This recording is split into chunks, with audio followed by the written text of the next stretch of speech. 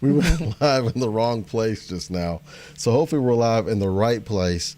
And if you want to talk about nurse retention and you want to talk about a DEI, It's catchy.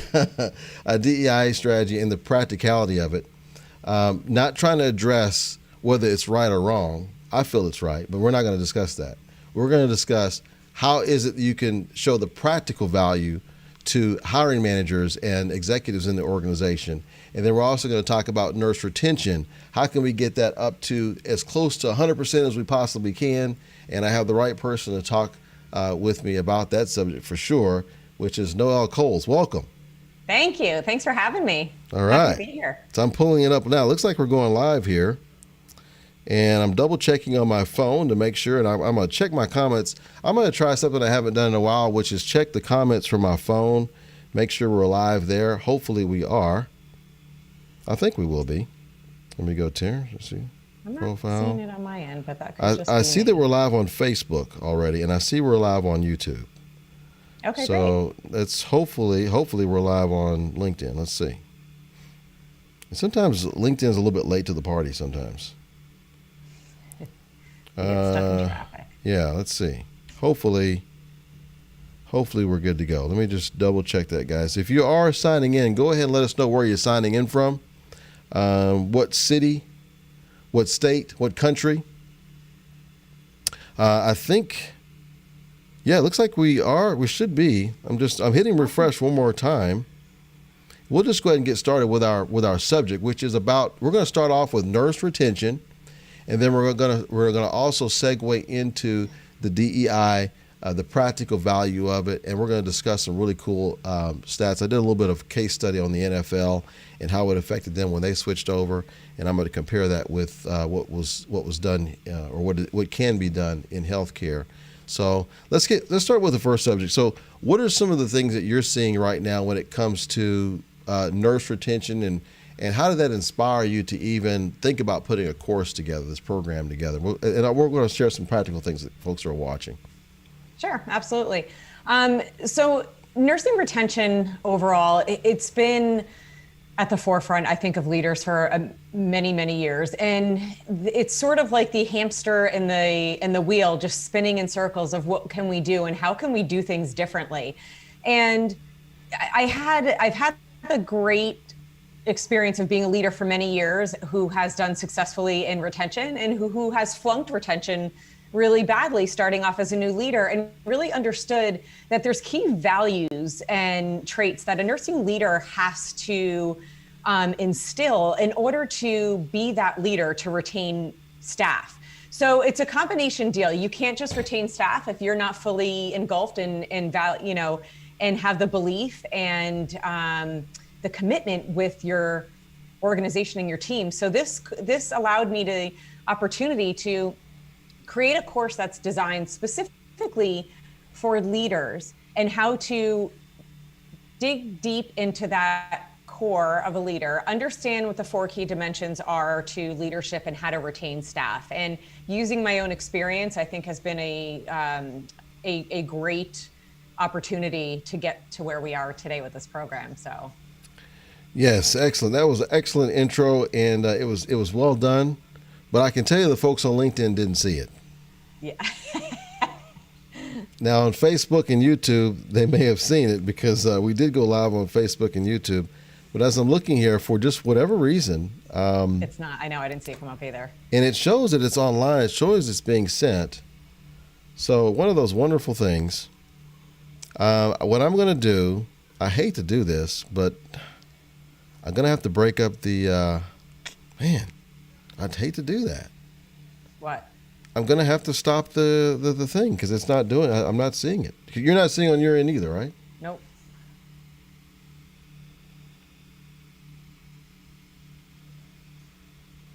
Let me go to HR Maximizer Media and just see if it just.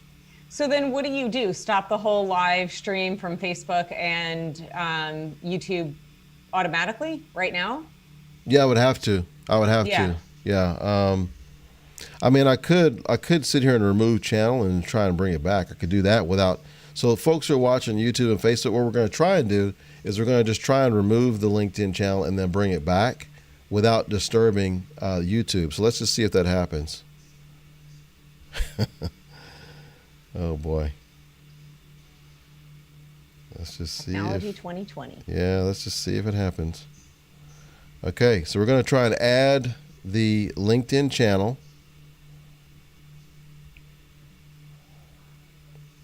And see if it works. If you can, tell us a little bit about your background as we're bringing it on. Kind of how you got your start in nursing. What made you want to become a nurse? As long as I can remember, I've always wanted to be a nurse. I have always found since I was a child that I love to do for others, care for others. I was always interested in just having that nurturing behavior, I guess. And then when I was fairly young, my father was diagnosed with cancer, and just having that experience of being in the hospital with him shortly after he passed away, I was very intrigued by what they were doing and how they were doing it. And nothing's ever changed my thought process of being a nurse, no matter what direction, or, from being a kid to a teenager to, adulthood. My vision has always stayed the same. And as long as I can remember, I've always wanted to be a nurse. That's awesome. Yeah. And I remember the first time you told me, I was like, you say your father? Because that must have been just an incredibly difficult experience to go through. Yeah, I was, the first time he got sick, I was about 7 years old. And then he was fine up until, I guess his cancer came back 10 years after that. So it was, at that time, at least I was old enough to understand a little bit more. And then my passion stuck with me ever since. I don't see us live on LinkedIn. We actually are live on LinkedIn. I'm actually pulling us up now. So we are live. Sweet. So let me just type it in. Folks, if you're just not coming on, go ahead and sign in with what city you're coming in from, what city and state. And I'm going to go ahead and tag us both into this discussion right now. So I'm glad that we're both online. Welcome this evening. And we're going to be talking about a couple of things tonight. We're going to be talking about, first of all, nurse retention, including new grads. And we're also going to be talking about a DEI type strategy, what the practicality of a DEI type strategy when it comes to recruiting nurses. So we're going to talk about nurse retention. I'm putting this in here now, Noelle, and I'm going to be tagging you on this. And DEI strategy for RN recruitment. The practicality. Keep an eye out on my phone. Practicality. And you're probably wondering, like those of you who do watch me normally, you're probably wondering, why in the world am I coming up at all these odd times? There's a reason for it. There's a method behind my madness. I'm just trying to see what is a better time for my audience, and to see which different parts of my audience will show up on some of the lives and say hello. Maybe some of the ones I miss, because a lot of my lives are during the workday, so I get that, and they're long. So I know a lot of folks may not be having an opportunity to watch those, at least not watch them live. I know a lot of them end up watching it later. So I wanted to just try and see if I could perhaps get more folks who are on it live without any type of scheduling. And then if the turnout is good, then we'll start actually scheduling some evening live shows in the future. So I want to definitely make sure that we address any questions that you may have as it relates to nurse retention or to a DEI strategy, the practicality of it for RN recruitment. And my goal in my part would be to convince a hiring manager that hasn't maybe had a great track record of DEI as to the reasons why they would want to do it, what's in it for them. Mm-hmm. Like Zig Ziglar used to say, everyone's listening to a certain station. You know what station that is? What station? It's WIIFM. What's in it for me? So if you can help them see what's in it for them, they're more likely to comply with a DEI strategy. But let's just kind of talk about some of the things as it relates to nurse retention. What was it for you that made you think, you know what, I think I'm going to do a course on this? What made you want to do that?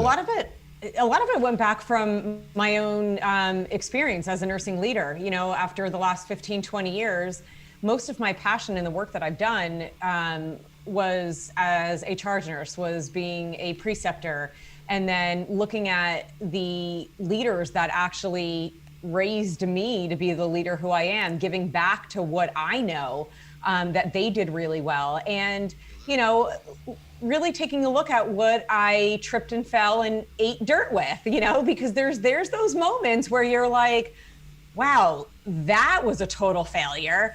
And I was always like, okay, I'm glad that failed, because how can I fix that? What can I do differently? How can I do better? And I've had some really great stretches with retention with nurses. And overall, I've had about a 90% retention with nurses. And recently I had a 4-year, 100% new grad retention rate 4 consecutive years in a row.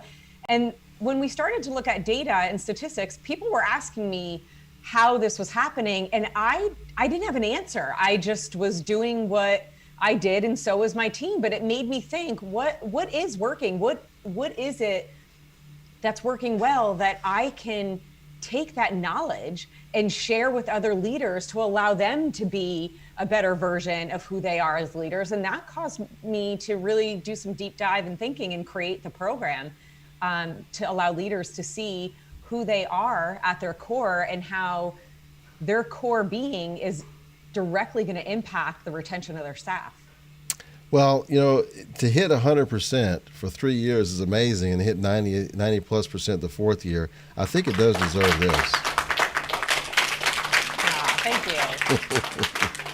Yeah, that's not something that I think a lot of facilities are hitting right now with it when it comes to their new grads and just nurses in general. We want to do the best we can to keep them, because we know when we lose them, I've heard many different numbers. I don't know what numbers you've heard. I've heard anywhere from, on the low side, around 40,000 up to the high side around 75,000 just to lose one nurse. What have you heard anything like that in terms of cost? I did. So statistics are showing right now it's between, the average is about $45,000 per nurse that you lose. The fill-in time just to fill a position is about 81 days. So if you're looking, and that's not including if you need to hire in travelers, that dollar amount does increase. And overall, it's costing organizations anywhere between $4 and $6 million a year for each nurse that resigns from a position. So it's a lot. Wow. Yeah. Yeah, that's huge. Okay, what we're going to do is we're going to kind of just uncover a few of the slides from the course. I know it's a 13-week course. We can't encapsulate a 13-week course properly in 30 minutes, but maybe we can just kind of touch on a few points that we can expect if we were to be like a bird or a bug on the wall, so to speak, in your course. Yeah, no, absolutely. And just to give a really quick overview of the course, it's a very interactive course. So leaders are coming into this, and being a director of nursing for many years myself, I designed this with the intent of understanding the workload that they have on their plate and what they will gain from this program. And there's not a lot of work that goes into this. It's just what you learn and gain as you're in the program. So it's very interactive. It's engaging. There is a lot of activities that we do together, and that also allows me as the coach to see and understand who they are as a leader, so I can start to work with them individually, which is why the courses are also small and limited, because the larger you get in an environment like this, the harder it is to give what's needed to each leader independently and also together as a group. So, and at the end, they get a certificate. So there's a certificate, they get an implementation plan, and it's amazing. They go through this and actually get something from it in the end that's going to give them that launch pad to actually make changes within their department and organization. So really quickly, course one, we pretty much start off as an icebreaker. We get to know each other individually as a person and as a leader and who they are. And I start to talk to very much what I just described now, what the course weeks are going to look like. And there's 4 key dimensions that Rollis is swimming right now. There's 4 key dimensions. So I can see the slide. I know, I love it. If you only had a snorkel right now to like dip down, that would be amazing. But the key to success in leadership and the retention of your staff really focuses on what I've learned over the years, that there's 4 key dimensions, 4 key traits that a leader has to instill in order to be successful in this. And those 4 key dimensions are emotional intelligence, influence, individualism, and consistency. And I go into the details about this in the course, and we do a lot of role playing with that. But those 4 key dimensions together, if they blow up into that bubble of retention, this is going to define the leader, create a balanced workplace, which is ultimately going to create a high reliable leader in a team, because they're expected reactions that the staff will get from a leader who can instill those 4 key dimensions. Absolutely. And then course 2, we talk about presence, the importance of leaders being in the unit and how important it is to know your staff individually as a whole. And I love that quote that I actually put up, wherever you are, be all there. So if you're in between meetings and you're really busy and you just decide to go into the unit and you're not going to take a pause and take a break, don't bother going into the unit. We discussed that. The staff can see it. They know you're not all there and you're not really there for them. Your physical presence will not matter if your whole being is not there. And then we do a group activity about that. And we really talk about being a conscious leader and what that means. And we do takeaways. Takeaways are really important. Is everybody on the same page? Do they understand what we're talking about and doing? If not, my individual coaching and conversations can happen offline as well. So that's course 2. And then course 3, being engaged in you, yourself, knowing you, what engages you, what is exciting about you, why do people love you? We talk about that. That's a hard thing to answer. Like, people love me because of this. You know, can you honestly sit there and say that off the bat? Not many people can. But you have to know, what is it about you that people love? And what is it about you that you've noticed has made change? Can you instill that on your staff? So we dive into that. We really get to the core of the leader there. And then we talk about leaders that admire them. And it doesn't necessarily have to be nursing leaders, but you think about anybody. One leader actually told me the person that they admired the most was their grandparents and what their grandmother did, and gave some amazing insight to why that made that person the leader of who they are today. So much of that comes into really finding who you are as a leader and how do you get those to follow. And then we talk about, go ahead. I was just saying, I would think that there's a particular reason why they took that job. And obviously part of it is location and the organization, all that. But I would also say the leader too, deciding to go into that department, there's something about that person that says, you know what, I wouldn't mind working with that person, or I would like to work with that person, and identifying what those reasons might be, and being consistent in that area will help to keep, I would think, that nurse longer, I would think. 100%, Rollis, 100%. There's nurses in one of the organizations I worked in with that they weren't the highest paying organization, and these nurses have been there for 20, 30, and 40 years, knowing that if they walked right across the street, they can make so much more money. But it was the environment, the leader, the culture that they grew up in that made them stay. It really wasn't about the money. They knew it. They, considered themselves like a working family, and that kept them. Yeah, that makes sense. Yeah. And then course 4 is so important too. So I found out through my trial and errors how important the connection and the bond between human resources and nursing leadership is, and what the current state of the organization is and how they onboard and orient new nurses, whether they're new grads or just new hirees coming in. We talk about that, and we also talk about the system errors that come into play, that it's not necessarily the human being, but there's a systems process that you need to obtain to have. And we talk about that and the transparency that needs to happen between human resources and nursing leadership, which is really where retention starts. Because if a candidate sees that on the outside, the leadership team are not on the same page and don't have it together, that's a direct reflection of what they perceive can be happening on the inside of the organization. That will oftentimes make candidates go elsewhere. And that's been feedback that I've heard specifically from new grad nurses. Very good. And you ready for the next one?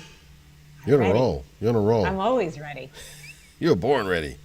I mean, I can do this with my eyes closed. So course 5 is another important course that we focus directly on the nursing leader, and that is about bonding. And I don't know if you can or you can't see the the little cartoon that I put up there. Well, I can always move you. You want to move? I can move you. Let me see that. No. Well, it's fine because I could just talk about it because they literally have this conversation of I literally what just keeps moved them you. as. Oh, thank you. I just like went whoop. It's like Friends. What keeps you together? It's the crazy glue that keeps friends together. You will hear that from nurses. What keeps them together? It's the teamwork. It's the collaboration. It's that partnership. What keeps that together? Their leader. So we discuss the bonding and how much leadership empathy plays a key role into the bond that creates the staff. We talk about the pulse of retention. There's a lot that goes into that, and it's what keeps nurses. I do a 6-month review with staff. The people that are going to go through this course, leaders, they're going to get all of the background on that. There's a lot of work that goes into this course specifically, and as will be the next few courses. They're pretty intense, but this is the piece of, this is like the meat and potatoes of the program. Nice. Okay, and then I had one more slide for you here. Sure, yeah, and this is actually a really important slide because as we start to look at course 6, this is again another intense course, and we're not going to talk about it later on because there's a lot more courses that are going to happen after this, but then 7 goes into a very celebratory course, and we talk about celebration because I don't want everyone coming into this to be like, good God, what did Noelle get me into? It's a lot of information. But course 6 is extremely important when we recognize signs of burnout and stress and what PTSD looks like in the workplace. I give a personal example of my own story of going through burnout and PTSD, being a leader on the front lines last year. And we talk about warning signs and develop a checklist of what they can do to go through that for self and for their staff, and the importance of recognizing when you start to lose resilience in your, this is another sign. So there's a lot of detail that goes into that too. Were some of your celebrations like that? I'm just curious. Oh, that's course 7. That's exactly what it looks like. Yes, I love it because there's so much to celebrate as leaders too, and that actually impacts retention as well. So yeah, I like that. Yeah. Okay. Yeah. So lots more. So what as folks want to find out more about that? First of all, what type of leadership should attend this course before we move into the next thing? To be honest, any leader, I look at directors, nurse managers, I look at any sort of healthcare leader from anywhere from home health to ambulatory. Okay. Recently, I had someone who's a social worker interested in their department. There's leaders in every department of healthcare that are impacted the same way. And these 4 key dimensions that we talk about is going to impact any leader who has staff that they're trying to keep. And I focus on those areas of like respiratory therapy and social workers who are pivotal to the patient care population that develop the end care plan for patients before they go home. So they are all a very key stakeholder in that could be value in this course. So really, essentially for this course, it's really for anyone who wants to retain healthcare staff, but maybe the inspiration came from new grad nurse retention, but it really can cover a wide gamut of leaders and even educators, right, within the healthcare space. Okay. Yep, that's absolutely correct. Well, I'm sure that'll be a great program. Looking forward to that. And I think you're limiting it to just a small group as well. Is that right? That's correct. Yeah. The more limitation you put on it as far as the number of people per class, the more they're going to gain out of the course. Okay, very good. So if you're just now checking us out and signing in, let us know where you're signing in from, what city, what state, what country. Love to see what kind of folks we're attracting this evening. And let us just say hello if you want. Let's just tell us hi. We're going to move into a little bit different subject now. It's related, but it is a little bit different. We're going to talk about what's the practical value of of diversity, equity, inclusion. And, we hear a lot about that, and we've heard a lot of things in the news, a lot of really troubling things happening in the news. And it's really brought a lot of folks to say, look, we got to make some big changes. And I know there's lots of folks who can speak to that better than I can. I don't claim to be an expert on this subject, but what I do feel, where I can add some value is, how can we explain this to a hiring manager where they may not be as involved in the news, they may not be involved in the movement, they're just trying to get the next thing done and take care of patients, and they're not paying attention to all these other things. How do you convince someone like that this is the right thing to do?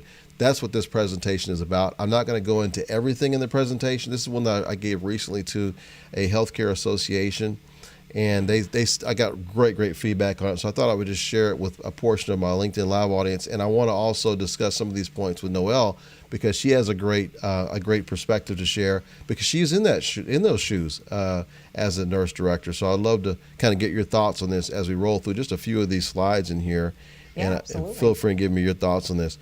One of the things that, in terms of incorporating this into the talent acquisition strategy that I've seen, is that one of the biggest things I've seen is that a lot of hiring managers don't really know the difference between discrimination, diversity, inclusion, and equity. And I don't know what the reason is, because I've actually talked to them. That I can tell that they're using language that, well, we don't discriminate. Yeah, I get that. But that's totally different from diversity, inclusion, and equity. So I like to touch on that in this presentation. Have you seen that from your standpoint? Have you seen folks who kind of get those two mixed up? Absolutely. And I think it's, in nursing terminology, what we call a knowledge deficit. And it's that if you don't educate yourself enough to understand the difference between diversity and what discrimination looks like, it often becomes very clouded and confusing. And oftentimes when you look at the hiring process too, the directors or managers, whomever is the hiring person, is just looking at resumes and looking at trying to fill a position. But when you look at, from my experience, when you look at patient care, it is so important to pay attention to your geographic location and your environment around you, because that could be you as that patient. The way that I describe it is, if I went to a country that I didn't speak the language and I ended up being a patient, I would be scared to death, because you can't communicate how you're going to take care of that person. So when you look at an organization and you're looking at hiring, to include diversity in that hiring process and look specifically at your patient populations is so incredibly helpful, because then there's a lot of satisfaction that comes with that, and patient absolutely, from a patient perspective. Yeah, absolutely. And there's been some studies on this. Whenever you have someone on the staff, particularly providers, nurses, things of that nature, you start to see those patient satisfaction scores go up, because they're having a better experience. They're getting better patient outcomes when they're working with someone who looks like them and can talk the same language and that sort of thing. That's correct. And then, direct correlation. Yeah, absolutely. And so another question I like to ask is, what's the best way to measure progress? And then how can hiring managers be helped to really see the practical value of this strategy? And then what is it going to take to make the culture shift over time? And so I just want to for those of you who are watching, if you know this is great. But just in case you don't, I just want to quickly cover what is the main difference between diversity and discrimination. And if I got some DEI experts that jump on here and they want to add a few things, feel free, because like I said, I don't claim to be a know-it-all on this subject. EEOC discrimination is really more of a legal term. So it refers to the unfair treatment because of someone's race, color, religion, sex, which includes pregnancy, gender identity, sexual orientation, I can't say it. That's easy for you to say. Sexual orientation, national origin, disability, age, or genetic information. So it's unfair treatment. That's totally different from diversity, which is the practice or quality of including or involving people from a range of different social, ethnic backgrounds, different genders, sexual orientations, and so forth. So there's a huge difference between, or a huge rift between unfair treatment and a practice of including or involving those. So that's where there's, I think there's somewhat of a disconnect there. And so we just want to help, like you said, what did you call it earlier? I was like, is a knowledge what? It's a knowledge deficit. The knowledge deficit. I love that. Yes. It's a nursing diagnosis, actually. Okay. So you notice what I'm doing here? I've got the diversity at the top, and now I'm scratching out the bottom. We're going to make the assumption that nobody watching this program would discriminate and treat folks unfairly. So we're definitely not inferring that at all. What we are saying is that there's probably some room for improvement when it comes to the practice or quality of including or involving people from a range of different backgrounds in the talent acquisition process. And it's in some areas we're not even aware that we're doing it. Right. One of the things that I've noticed right off the bat when looking at this is when someone is looking at your website and they're looking at your videos, what are they seeing? See, are they seeing a wide variety of people from different racial and social backgrounds, or are they seeing more of a homogeneous type situation? That's a good point. It starts to portray a message, and when you look at things like not just the pictures, but what about when? And then you go a step further. What if you start looking at the managers and directors? And then you go a step further, you start looking at the executive board. And then you go a little further and you look at the actual board of directors that the CEO reports to. Are they including all of these things? And that's the feedback I've gotten from a lot of leaders is the board, executive team, managers and directors, medical staff, clinicians. Because one of the Dr. Katie Boston Leary, she mentioned this one point. She's like, okay, that's great. You have diversity to a point, but if it's just a numbers thing, right, and your facilities management and administrative support, but you don't have representation on the board and the executive team. Such a good point. You're kind of fudging the numbers a little bit. Yes, it's so true. Oh, she's so good. Yeah, I was like, ooh, that's a good point. Yes, my God, it's such a good point.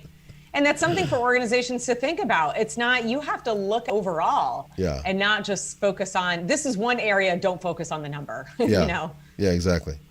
So I'm just curious, those who are watching this right now, as far as diversity, equity, inclusion, what would you say your organization that you're in, do you think you're doing awesome? You think you're doing average? You think you're lacking? Where do you think you are? I'm just curious. If you're watching this, I'd love to see your feedback. Okay. Now I'm going to give you an example. This is an example because I like NFL football. I know you like NFL football too, right? Love it. Yeah. So here's diehard football fans. Here's an example. Now this is not a team probably you or I followed, but it's interesting. The first starting African American quarterback in the modern NFL era. There was actually one. I looked up one. He's back in the 1920s. I forgot his name, but he was an NFL quarterback, and he was African American. But there was like 3-4 decades where there was no starting quarterback. One of the owners, he said that, you know what, we can't have black because we feel like the players won't play hard for that person. They won't want to work. They won't want to play with a black quarterback. And the fans are not going to want to watch a black quarterback. This is back in the 1960s, late 1960s. So that was a thought of the area of the times. So try and convince an owner like that hey, look, you need to start having some black quarterbacks. And at that time, that's the kind of thinking that was there. So the first one was in 1968. His name was Marlon Briscoe. He did so well. So like the first 3 games, the team they were struggling. They weren't winning any of the games. He came in on the 4th game and scored, I think, 1 or 2 touchdowns. I can't remember how many he did. And I don't remember if they won or not, but he played extremely well. So by the time he came back on the 5th game, he was a starter. He was a starter for the team. And they won a bunch of games. In fact, he started 11 games.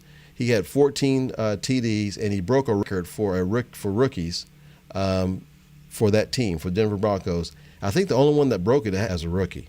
And so he set the record, and he finished the second in the year in voting for AFL Rookie of the Year. Now, with the guy who did that well, his first year as a quarterback next year. I mean, he should have stayed as a quarterback. You would think so, right? You would think he'd be a lock for starting quarterback Yes. next year, right? Yeah, Wrong. of course. Of course. So they said, look, you're welcome to come back, but you can't play quarterback. It's like, what are you talking about? I did awesome. It's like, yeah, no, you can be wide receiver or running back, but you can't be a quarterback here. So he's like, well, you know what? Just release me. Let me go. I'm just going to go play for somewhere else. Because he knew he did well, so he figured he should get a job. Right. Wrong. What? So the coach called around and made sure he wasn't able to get back job. I did not know this. Yeah. And so he actually had a pretty good NFL. I forgot what team he ended up playing for, but he could not get a job as a quarterback, even though he was better than a lot of the quarterbacks they had at the time. He could not get a starting job, but he was. It broke him up pretty bad. Later on in his life, he had some problems with like drugs and stuff like that. He says it was hard on him that he wasn't able to realize his dream. But there's a happy end to this story because there were 10 started.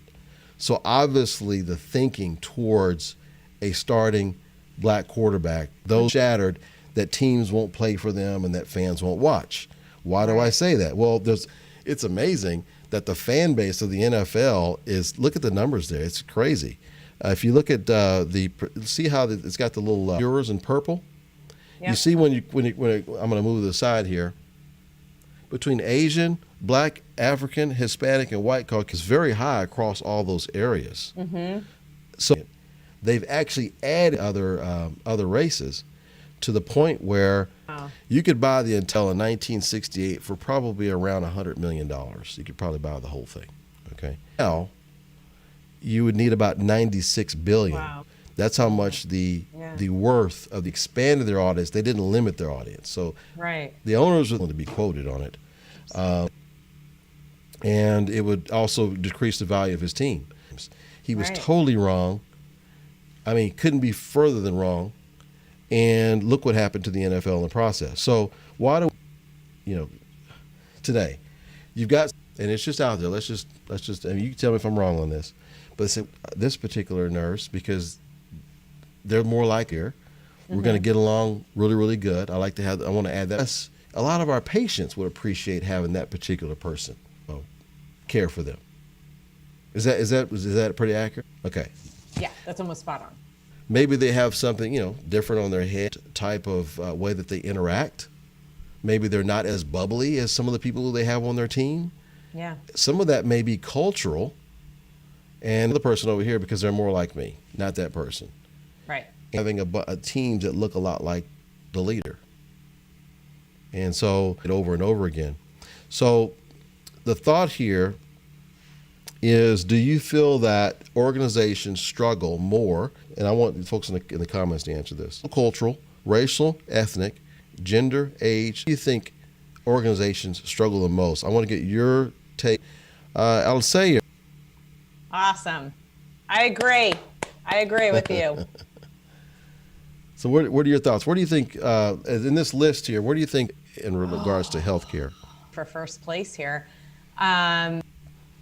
By the way, I don't have an answer for this. I'm just curious. No, I'm thinking through my experience and things like that. I honestly, and not to sound cliche, but what you have up there first as far as social and cultural, I think they struggle with the most right now. And a lot of that also encompasses an ethnicity. Mm-hmm. It's almost all related. I don't much struggling with gender. I think there's a lot hiring in sexual orientation. That's big between LA and Boston. That hasn't been an issue. I think it's the top two that you actually have listed and have each other with all four of those is the biggest. Go ahead. Keep going. Yeah. I was just going to say, and this is when you look at DEI, you have got to focus on your environment of living. who is there and who are these patient population candidates into this mix, length of stay, patient outcome, that they may not remember everything that's happened, but is going to remember that nurse that took care of them, especially if that nurse understands them. Absolutely. Yeah. Okay. So I'm going to move on. In fact, you were touching on it as you were taught that, and I would love to see if anybody who's watching the order as you mentioned there was an example you gave I thought was really a diverse patient population, and maybe you can kind of touch on it. So I used to work in the center of Boston, and we were in Chinatown, and the huge population mix, and it wasn't it wasn't the dealing with lower income families, and there Chinese families there, as well as African organizations around, did a great job recognizing the needs of these patients and who we needed to bring into the organization. You have to take that into consideration. Heavily populated area, and you don't have employees that can relate. Mm-hmm. Yeah. These patients are name in the organization. We can speak a little more freely. I'm just curious how on folks that were providers, like doctors. How well do they do with directors on any of those other? Oh, great. So if I start down from like a frontline perspective, that was there, and it was being built over time. So what it to me switching roles, you could see the area of what diversity looked like, concept of what we were trying to, and throughout the leadership team, if I look at physician base, yes. Okay. If I look at the executive team up, no. Still some work to do there. Correct. Yeah, and that's one of the things that as I talk to different leaders, Katie Boston Leary, I talk with Harris Health in Houston, and looking at up in Parkland with Felicia, that you really have to have across the board. Herb Dyer from Austin, he used to be a VP and a COO of a hospital, and he's African American, and so he's like, you got to look at it from the executive team, and actually, even beyond the executive team, they're saying the board. I was looking at a video, which is a beautiful facility, beautiful hospitals, and they had the board there, along with a lot of the major donors to the hospital, and they showed like a nice swipe of the audience, percent homogeneous in that entire room, and there must have been over 100 people in there. Now, that's partly because of the community it's in, but it definitely shows there's work to be. How are they going to be able to if they don't have any representation on the board? It's so true. So anyway, all right. So the next thing now, we're going to diversity with nurse recruitment. What are the potential qualified applicants in the area? There are some areas, and you touched on this earlier. Maybe you can kind of give us a little bit of and what I read statistically follows what you said. You talked about certain states have more of certain types of diverse populations, like you talked about East Coast versus West Coast. Can you touch on that part too? Yeah, absolutely. And, I would say it's interesting because the one key factor that brings diversity into organizations that don't really have it or expect it is when they actually bring in travelers. Because travel nurses come from all different places, and a lot of the times are of a completely different background. And it's fascinating if you look. I don't know what statistically what the numbers are saying, and being a nurse in Boston, they're both cities, but in very different ways. Los Angeles is probably the size of all of Massachusetts, right? So you got a very heavily populated, diverse population, which was fascinating because where I worked, which is a very affluent town, nurses were Filipino, and which were completely the opposite of what majority of the patient. That's how it was. See, in certain areas, I was like, you're like the only white person. And it's like, yay, yay. Because there's so much to thrive and learn from and do. And then you go to Boston, I just moved here 5 years, no idea. And I, was born and raised for the most part. I spent over 20 years in LA and Hollywood. You go to Boston, I didn't know majority of that population was Irish and they were white. I don't understand this. So, where in most of the organization, the staff and leadership were Caucasian. there's so much to understand and learn why. And I love that over the last 5 years, you get those organizations, especially like the one that I was working in, that really did a deep dive and was not on the pulse and they were missing something. So very different. So I'm going to skip down to just touch on this. So you look at qualified applicants in the area, then the state, then the region. You know, if there's not enough in your area to fill your positions, and especially if you're in a situation where most of your nurses look the same in ethnicity, some other possible candidates that could be applying for those jobs that are in other parts of the region or the nation.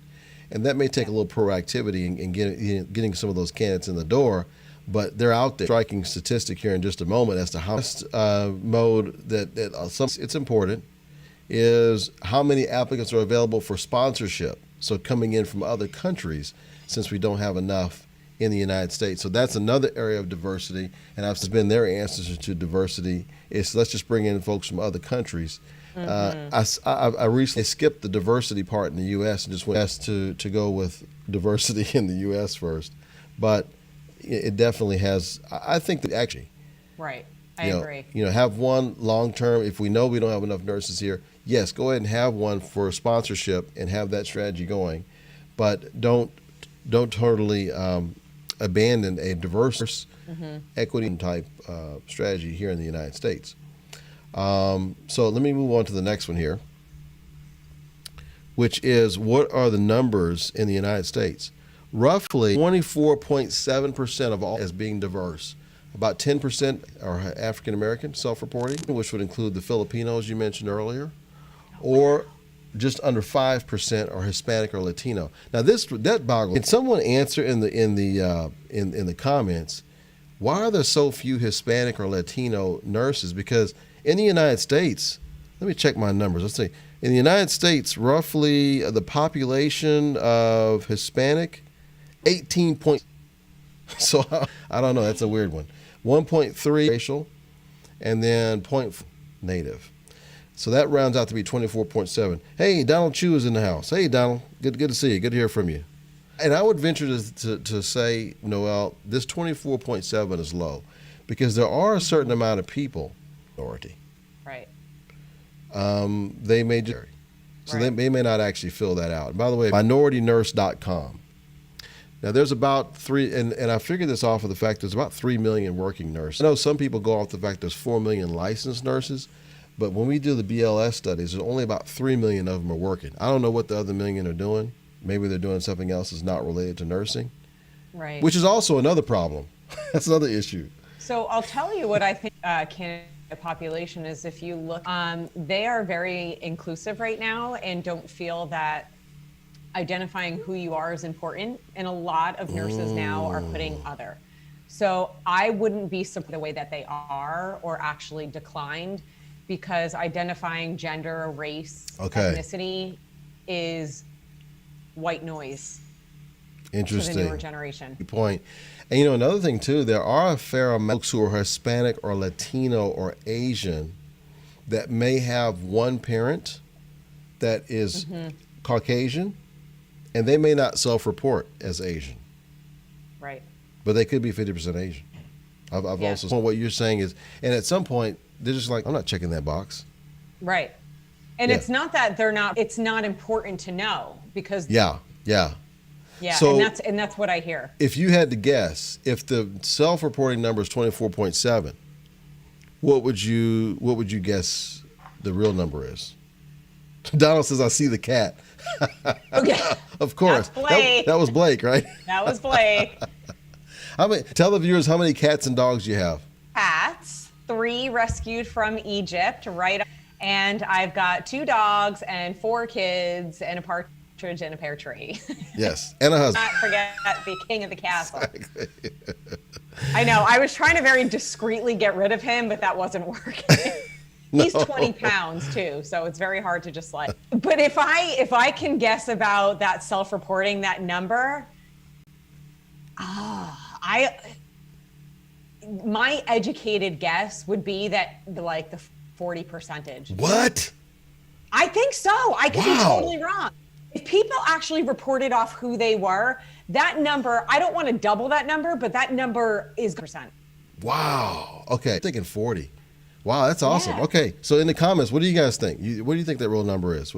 What's the I total? do. What's the total population you think of RNs that are Asian, African American Indian, any of those? I'm curious to skip through a couple of these. There is an interesting video, and I haven't made it public yet, but there's an interesting video I took of executives, including Katie Ball, and several other diversity as a strategy. And it's about 25 or so minutes, 25 minutes. I think I'm going to make that public. So if you guys want me, if you think I should make that, I think I'm going to post that somehow. Post Okay, it, you want to see it? please. Okay. Okay. It's a long one, right? So I have to figure out how to, maybe I'll put it as a Vimeo link or something like that. As you think about this, folks who are watching the comments, what do you think is our biggest pain point? Is it finding the candidates? Is it finding them diverse candidates? Is it what issues you're seeing out there? That's always helpful in terms of my content strategy. I would say a lot of organizations out there, if they can really get the hiring managers to see the big picture of how important it is to proactively, not just like accept applications, but proactively go after those who are diverse. And then they've got a strategy. If the strategy is coming from the top down, all the way from the board to the executive team, all the way down, how can, by helping that talent, now I know some folks who are in Deanna Stinson. I don't know if you know her. She's one of those specialists that helps formulate that whole strategy. That's not something I would do, but that's something she does a good job with. But once somebody has a strategy, then that's where I would love to come in, where these diverse candidates will see it. That's the hugest gap ever with organizations is they are taking what's coming in. It's like these are the people that they're dealing with. They're not taking the time to find a strategy to look for others. I'll give a very quick example and use Amazon as an example, because a few months back, I literally saw a position in their company and I was scratching my head. I'm like, in the world does Amazon want with me? And they hire a specific scouting company to look for people with qualities, regardless of what their background is, model of their company, whom, by the way, was actually in India working for goal was to look for people outside the box. I had got more into a fascinating conversation with this individual doing in healthcare that other organizations are doing. And she took my qualities as a leader, working. We're a group of individuals that do that stuff too, but on this level, would you be interested? I took a pause and I was like, bravo. Wow. Because it wasn't the right job for me just to be like, why does Amazon want to talk to me? Yeah. And it was a personal email. This wasn't one of those random like recruiter calls, pretending like they're looking at really looked at my profile on LinkedIn. And that's what healthcare organizations need to do. You need to think outside the box, because what we're currently, take that pause, look at it. I'm going to move you just up a little bit where they can see the full options here. I had one person say, definitely not only find diverse candidates, but put in a program to bring them to. We know you got dogs. It's all good. It's totally good. I'm muting in between the dogs barking. No problem. So my animal kingdom. So it was actually Donald Chu. He said definitely not only find diverse candidates, but also put in a program to bring those candidates in. So I agree. Yes. You got to have a strategy. You got to have a way to bring them in, and then once you bring them in, what you bringing them into? Where they feel like they're Jackie Robinson or something like that, the first one. Right. Make it where they feel like they're part of a community, and it's include. I would say would be part of it as well. Anyway, you have to talk to them first, because that in itself, if you have a specific culture, that's going to be a culture shock to the people that are there, which isn't going to make for a good setup for the person that you're trying to bring in to bring diversity into the organization.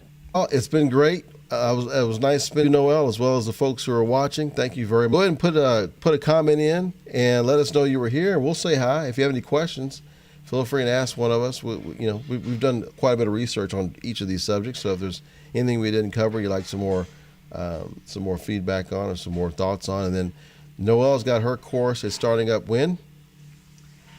January 28th. What time? 3 p.m. East Coast time. 3 p.m. East Coast time, January 28th. It's set in stone. It's going to happen. Set set in stone. We're ready. Looking for some great leaders to join that, and that nice tight-knit community amongst those few people that are probably going to develop relationships that will last a lifetime. Yeah, absolutely. Yeah, I look forward to that. All right, well, thanks, everyone. We're going to say bye. Thank you, everyone. Yeah, thanks for being on with us. Appreciate you, Donald. Thank you, Colin. Have a great evening. Bye, everyone. Bye-bye. Bye. Okay, let's see here. Hit the waving. I'll know I can stop the stream.